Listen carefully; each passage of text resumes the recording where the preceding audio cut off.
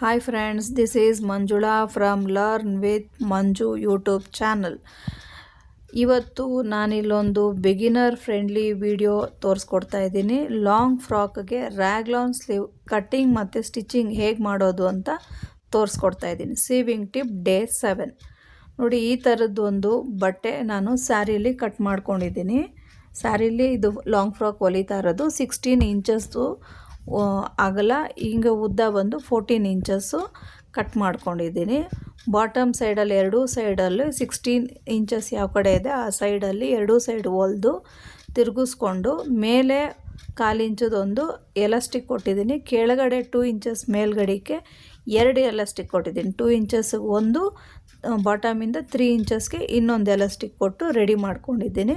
ಮತ್ತು ಬಾಡಿ ಕೂಡ ಇಲ್ಲಿ ನಾನು ಒಂದು ರೆಡಿ ಮಾಡ್ಕೊಂಡಿದ್ದೀನಿ. ಬಾಡಿ ಬಂದು ಇದು 12 ಇಂಚ್ ಉದ್ದ, ಅಗಲ ಬಂದು ಚೆಸ್ಟ್ 28 ಇದೆ. 28 × 2 46 ಇಂಚಸ್ದು ಇದಕ್ಕೆ ಎಲಾಸ್ಟಿಕ್ ಕೊಟ್ಟು ಈ ರೀತಿಯಾಗಿ ರೆಡಿ ಮಾಡ್ಕೊಂಡಿದ್ದೀನಿ. ಆರ್ಮೋಲು 3 ಇಂಚಸ್ನ ಕಟ್ ಮಾಡ್ಕೊತಾ ಇದ್ದೀನಿ.